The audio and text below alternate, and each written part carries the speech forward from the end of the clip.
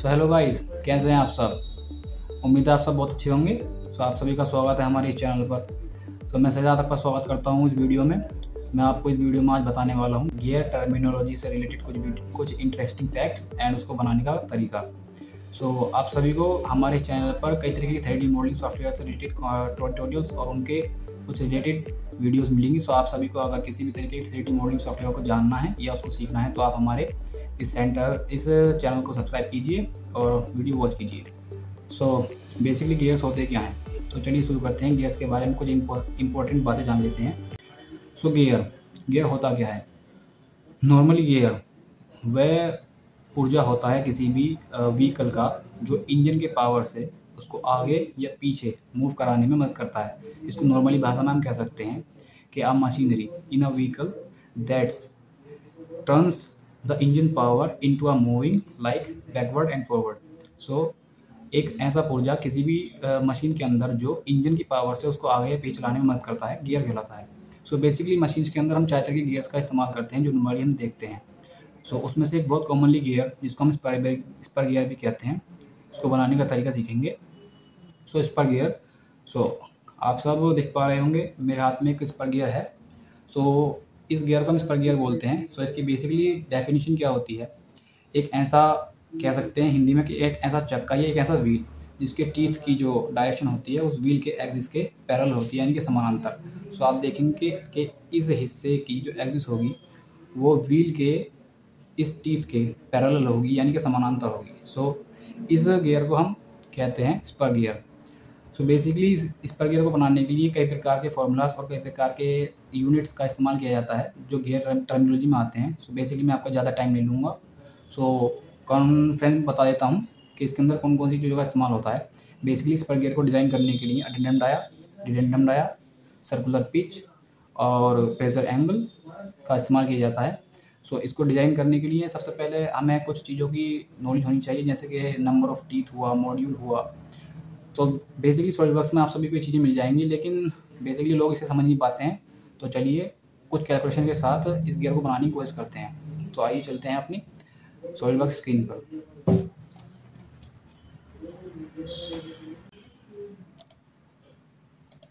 सो हम आ चुके हैं, हम चलते हैं अपनी सॉलिडवर्क्स स्क्रीन पर। हमने अपना सॉफ्टवेयर ऑन कर लिया है। सो हमारा सॉफ्टवेयर ऑन हो रहा है।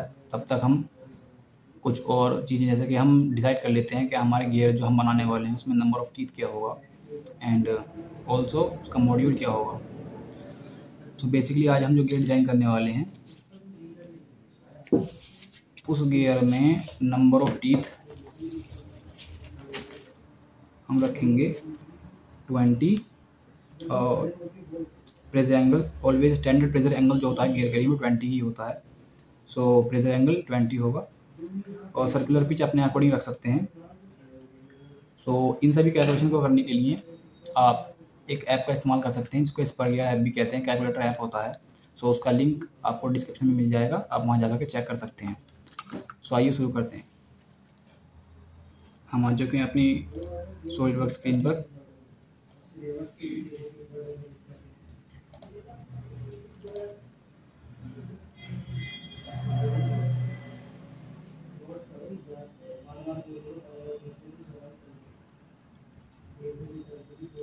सो जैसा कि आप देख पा रहे हैं हम अपनी स्क्रीन पर पहुंच चुके हैं।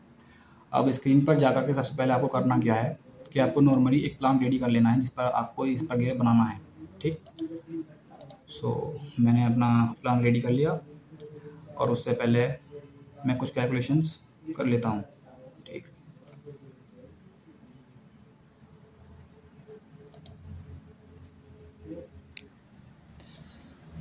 सो मैंने सारे कैलकुलेशन कर लिए हैं। आप देख पा रहे होंगे कि यहाँ पर हमने नंबर ऑफ़ टीथ दे रखे हैं, number of teeth and module करके काफ़ी सारे कैलकुलेशन दे रखे हैं। तो इनके थ्रू हम इस पर गियर अपने सॉलिडवर्क्स में बनाएंगे। सो इसके बारे में कुछ जान लेते हैं, शुरू करते हैं चलिए। सो सॉलिडवर्क्स स्क्रीन पर आने के बाद सबसे पहले आपको करना क्या है, सबसे पहले जब आप किसी भी प्लान को रेडी कर लें तो रेडी करने के बाद जो स्टार्टिंग होगी गियर को बनाने के लिए वो आपको बेसिकली अगर आपके पास पूरा अडेंडम डाया है तो आप डायरेक्ट रिडंडेंट डाया बना सकते हैं या डिडंडेंट डाया बना सकते हैं, लेकिन आपके पास अगर नहीं है तो आपको बेसिकली पिच सर्कल से स्टार्ट करना होगा। तो सबसे पहले हम अपना बना लेते हैं पिच सर्कल।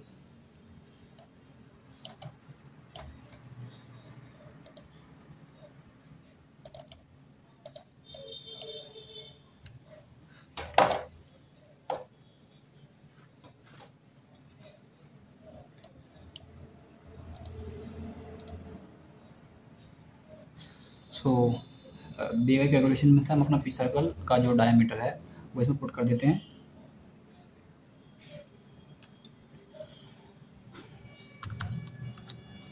तो हमारा जो डायमीटर था वो 20 था, जो मैंने इसमें पुट कर दिया। अब इसके बाद आपको चाहिए होगा डिडेंडम सर्कल डायमीटर, क्योंकि डिडेंडम सर्कल डायमीटर ही वो डायमीटर होता है जिससे बेसिकली टीथ स्टार्ट होते हैं बनने। सो आपके पास इस ऐप में दे रखा होगा डिडेंडम लेंथ करके। तो डिडेंडम लेंथ जो होती है वो पिच सर्कल डायमीटर से नीचे की तरफ ली जाती है, और जहाँ पर वो लेंथ ख़त्म होती है वहाँ पर जो डायमीटर है सर्कल का वो शो होता है। सो हमारे पास जो है डिडेंडम लेंथ दे रखी है। सो अपने सर्कल पर उसके 9 पॉइंट से एक लाइन ड्रॉ कीजिए जो कंस्ट्रक्शन होनी चाहिए बेसिकली, और इस लाइन को आप डिडेंडम लेंथ के अकॉर्डिंग बनाइए।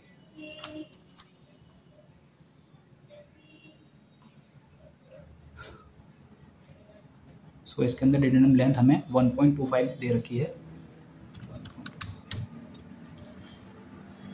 लेंथ मेज़र करने के बाद आपको एक सर्कल बनाना होगा। आपको एक सर्कल जो है वो मिड पॉइंट से और उस लास्ट पॉइंट तक बनाना होगा जो आपने लाइन ड्रॉ की है। तो इसको बनाने के बाद आप अपने पिच सर्कल को डिलीट कर सकते हैं, और वो लाइन भी डिलीट कीजिए। दोनों चीज़ों को डिलीट करने के बाद आपके पास एक सर्कल बचेगा जिसको हम डिडेंडम डाया कहते हैं। डिडेंडम डाया बेसिकली वही डाया होता है जहाँ से टीथ का बनना स्टार्ट होता है। तो इस डायमीटर को बनाने के इस डाया को बनाने के बाद आप इसको एक्सट्रूड कीजिए अकॉर्डिंग टू योर रिकमेंडेशन। तो मैंने इसको 7 एक्सट्रूड कर लिया है। 7 एक्सट्रूड करने के बाद आप इसके फेस पर स्केच रेडी कीजिए। स्केच रेडी करने के बाद आपने देखा कि डिडेंडम डाया को हमने एक्सट्रूड कर लिया। अब बेसिकली होगा क्या, डिडेंडम डाया को एक्सट्रूड करने के बाद हमें मोस्टली जो आउटसाइड सर्कल है जिसको हम अडेंडम कहते हैं वो ड्रॉ करना होगा।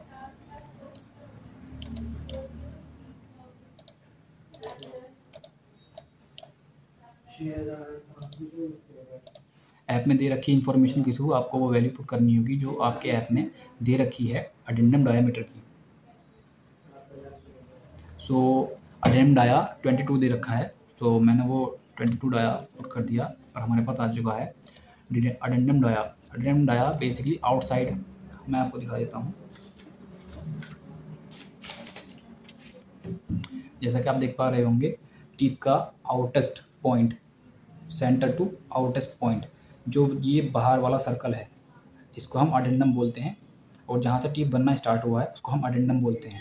ठीक, और इस गियर का जो ये टीथ है इसको बनाने के लिए जो एंगल इस्तेमाल होता है उसको हम प्रेशर एंगल बोलते हैं। ठीक है, तो चलिए अब अडेंडम डाया ड्रॉ कर लेते हैं। सो हमने अपनी स्क्रीन पर अडेंडम डाया बना लिया है।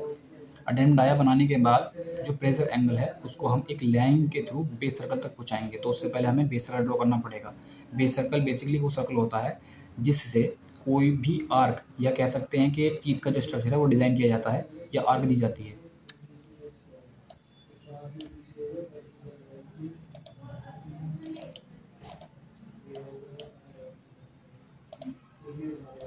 बेस सर्कल डायमीटर आपको आपके कैलकुलेटर स्पर गियर कैलकुलेटर में मिल जाएगा। तो आप वहाँ जा कर के स्पर गियर कैलकुलेटर में जा कर के आप अपने बेस सर्कल डायमीटर का वैल्यू इसमें पुट कर दीजिए।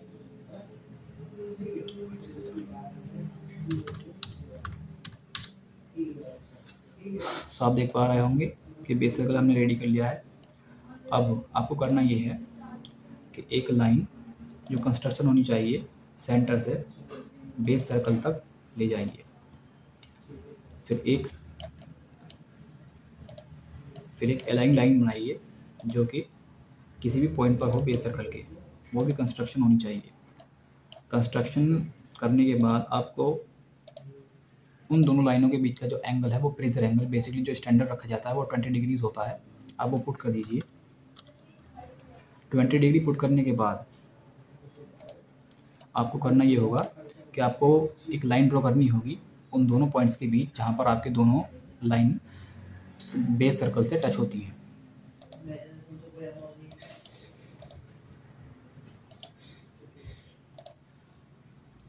मैंने वो लाइन ड्रॉ कर ली है। अब आपको इस लाइन को मेज़र करना होगा।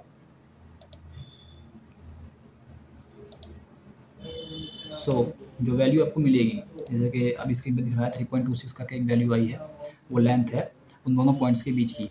तो आपको वही लेंथ की एक लाइन जो सेकंड लाइन है उससे परपेंडिकुलरली बनानी है, यानी कि लंबवत बनानी है उसके। जो भी कंस्ट्रक्शन होनी चाहिए, सॉलिड लाइन का यहाँ इस्तेमाल नहीं करना है क्योंकि काफ़ी बड़ा वर्क स्पेस में काफ़ी बड़ा वर्क होने वाला है यहाँ पर, तो बनाने में काफ़ी परेशानी पड़ती है।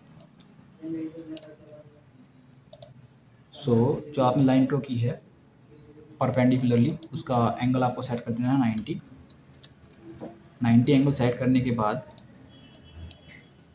आपको उस लाइन की लेंथ देनी है जो बेसिकली आपके 2 पॉइंट्स के बीच की लेंथ आई थी, जो 3.26 करके है। वो लाइन ड्रॉ करने के बाद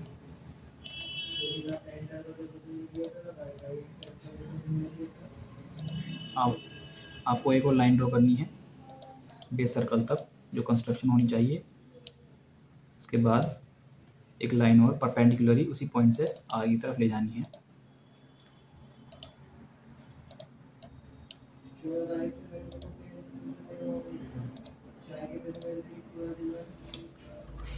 उसके बीच भी एंगल आपको 90 का रखना है। सभी जो लाइंस आप ड्रॉ करेंगे उनके बीच एंगल 90 का ही होना चाहिए, और बेसिकली आपको वो सारी वैल्यूज़ ऐड करते हुए जाना है उन लाइंस के अंदर। जैसे कि आपने देखा कि पहली वाली जो लाइन हमने ड्रॉ की उसकी जो लेंथ थी वो 3.26 थी। ये 3.26 और उसके जो अभी आपने लाइनें बनाई हैं उनके बीच का भी डिस्टेंस 3.26 ही होना चाहिए, अदरवाइज़ आपका जो टीथ एंगल है वो सही तरीके ड्रॉ नहीं हो पाएगा। मैं यहाँ पर 3.26 वैल्यू पुट कर दी है। उसके बाद आपने देखा कि हमने 2 बार 3.26 करके हमने जो है वैल्यूज़ दी हैं। अब वो टोटल जो वैल्यू बनती है 3.26 को जोड़ करके वो पूरी लेंथ हमें अपनी सेकंड लाइन जो परपेंडिकुलर बनाई गई है उसको देनी है।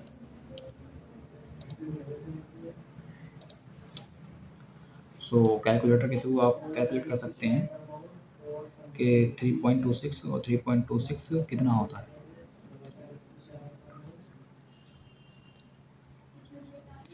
जो वैल्यू ये है वो 6.52 है। आपको ये जो वैल्यू देनी है वो 6.52 देनी है, 6.52। आपके पास 2 लाइन्स ड्रॉ हो जाएंगी। बेसिकली आपको अब करना क्या है, अब आपको ये करना है कि आपको एक और लाइन ड्रॉ करनी होगी उस लाइन से जो आपने स्टार्टिंग में बनाई थी बेस सर्कल पर आती हुई।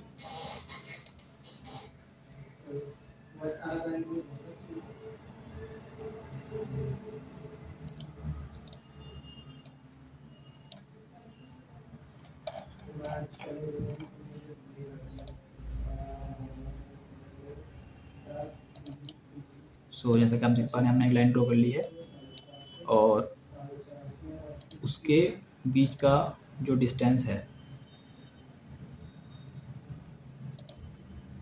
वो हमें टूथ थिकनेस रखनी होगी। आपको टूथ थिकनेस का जो वैल्यू मिलेगा वो आपको कैलकुलेट करना होगा बेसिकली। तो मैं वो फार्मूला आपको इसमें बता तो नहीं सकता, लेकिन अगर आप चाहेंगे तो मैं फार्मूला से रिलेटेड एक और वीडियो आगे बना सकता हूँ। उसे मेज़र कर लेते हैं, मैं कर लेता हूँ उसको मेज़र। बेसिकली टूथ थिकनेस जो होती है वो सर्कुलर पिच जो होती है उसका हाफ होता है।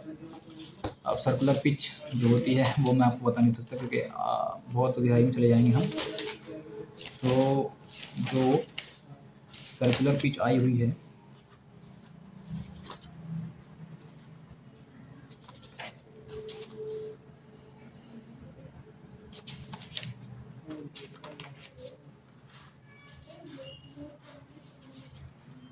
सो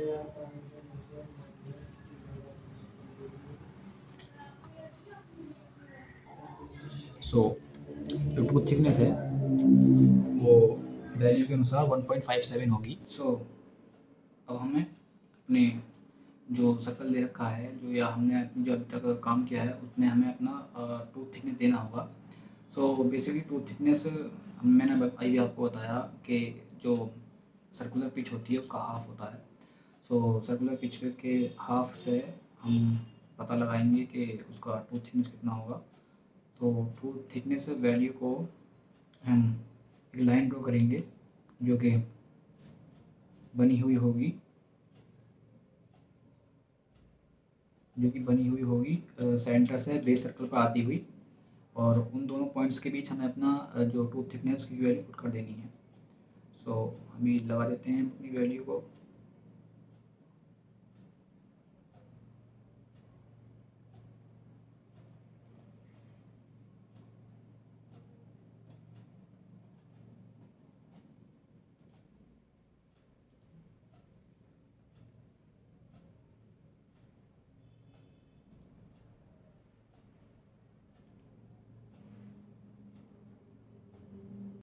सो हमने अपनी वैल्यू को पुट कर दिया है। सो बेसिकली आप देखेंगे कि आपका जो कंस्ट्रक्शन लाइन आपने बनाई है टूथ थिकनेस की, वो आपको मिल चुकी हैं। दोनों लाइनों के बीच एक स्ट्रेट लाइन डाल देते हैं। स्ट्रेट लाइन बेसिकली होगा क्या कि स्ट्रेट लाइन जब आप उन दोनों पॉइंट्सों के बीच डाल देंगे तो आपको एक स्ट्रेट लाइन के थ्रू उसका परपेंडिकुलर पॉइंट मिल जाएगा मिडिल से, जो हमें चाहिए, जिससे हम अपने पूरे गियर टीथ को एक शेप में लाएंगे। सो मैंने अपना जो परपेंडिकुलर लाइन है जो कि उस लाइन से जाएगा 90 के एंगल पर, वो मैंने बना ली है।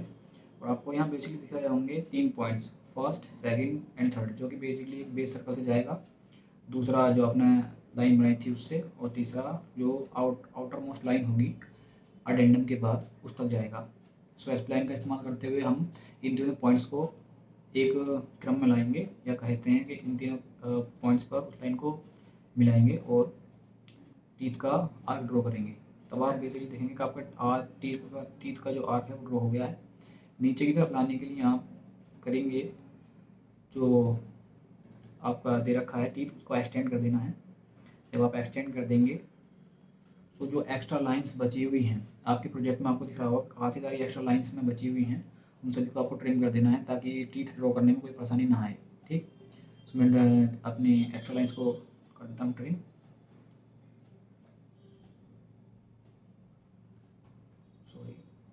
होता ये है बेसिकली, अगर आपका पेज सर्कल से है जो डिटेंडर है उसका डाया ना बना हुआ हो तो इस चीज़ को करने में काफ़ी परेशानी पड़ती है। तो हमने कर ली है अपनी आर्क एक्सटेंड डिटेंडर डाया तक, और बचे हुए हिस्से को कर लेते हैं ट्रिम। तो बचे हुए हिस्से को देख लेते हैं ट्रिम करने के लिए।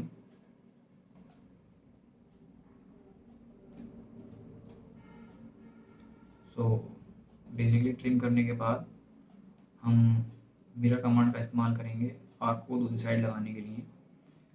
दूसरी साइड में हम आर्क का मिरर लगाएंगे जिससे हमारी टूथ आर्क जो है वो कंप्लीट हो। बेसिकली टूथ आर्क जो है वो एक आर्क ही बनाई जाती है, वो स्ट्रेट लाइन नहीं होती हैं, क्योंकि स्ट्रेट लाइन से बनाए हुए गियर काफ़ी नहीं होते। सो बाकी बचे हुए हिस्से को ट्रिम कर देते हैं।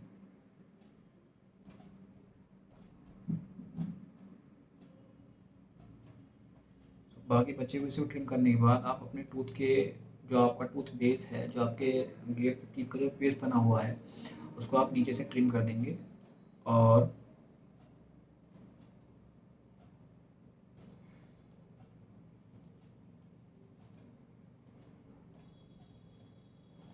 ट्रिम कर देंगे और बचे हुए दोनों जो कॉर्नर्स हैं आपके, ये और ये कॉर्नर्स जो बचे हैं, रूट कॉर्नर्स पे आप फ्लिट का इस्तेमाल कर सकते हैं।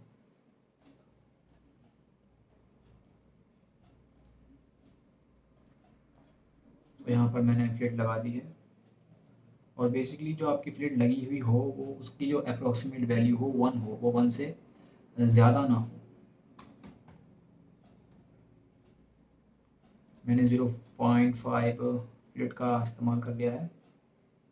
और उसके बाद आपको जो बचा हुआ सर्कल है, जो आपको दिख रहा होगा कि आपके बेस सर्कल के मतलब अडेडेंडम सर्कल पर शो हो रहा होगा, उसको आपको बेसिकली डिलीट कर देना है।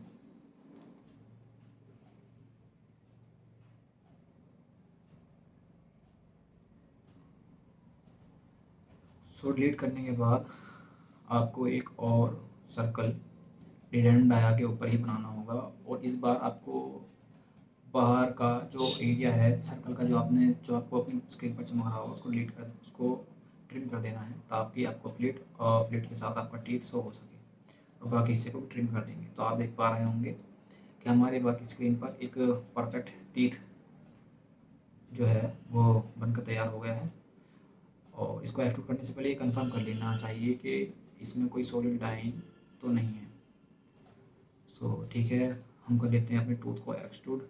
Direction change and sorry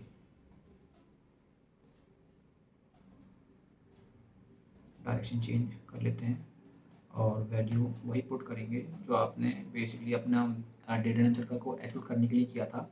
so आप देख पा रहे होंगे स्क्रीन पर कि आपको एक इस प्रकार का शेप दिख रहा होगा। सो बेसिकली यही शेप गियर को बनाने में मदद करता है। तो आपको करना ये होगा कि आपको एक रेफरेंस एक्सिस क्रिएट करनी होगी सर्कल के बीचों बीच, ताकि आप इसका सर्कुलर पैटर्न लगाकर गियर को कंप्लीट कर सकें। सो रेफरेंस ज्योमेट्री में अपने एक्सिस पर जाते हैं और सिलेंड्रिकल एक्सिस पर क्लिक करते हैं और अपनी एक एक्सिस क्रिएट कर लेते हैं। तो आप देख पा रहे हैं कि एक्सिस क्रिएट हो चुकी है। फिर आपको बेसिकली करना है सर्कुलर पैटर्न पर जाना है और सर्कुलर पैटर्न पर जाकर के एक्सिस सेलेक्ट कर लेनी है। पैरामीटर्स में और फीचर्स में आपको इस टीथ को सिलेक्ट कर लेना है और जो एंगल है उसे 360 में ही रखना है। और उसके बाद जो आइटम नंबर्स हैं उसको इसमें पुट कर देना है।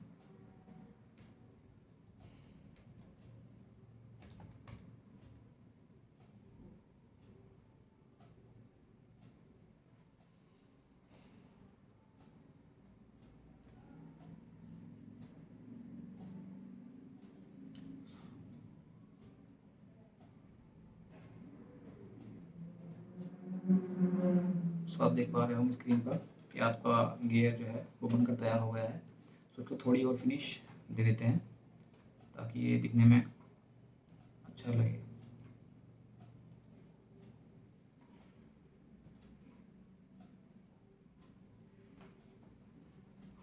और इसका सॉफ्ट होल काट देते हैं। इसमें आप बेसिकली सॉफ्ट को डाल देंगे। उसका डाई आप अपने अकॉर्डिंग रख सकते हैं। मैं यहाँ पर अपना डाया 5 रख लेता हूँ और एक्सट्रूड कट के थ्रू इसको कंप्लीट कर लेता हूँ।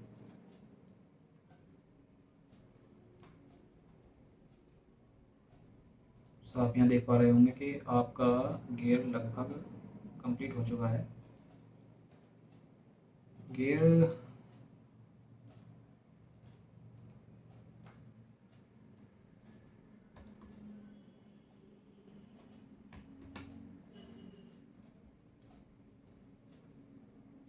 आप स्क्रीन पर देख पा रहे होंगे कि आपका जो गियर है वो कंप्लीट हो गया है इस पर गियर। अगर आपको ये वीडियो अच्छी लगी हो तो लाइक करें एंड कमेंट करें। और आपको इससे रिलेटेड कोई भी क्वेश्चन हो तो आप कमेंट बॉक्स में डाल सकते हैं।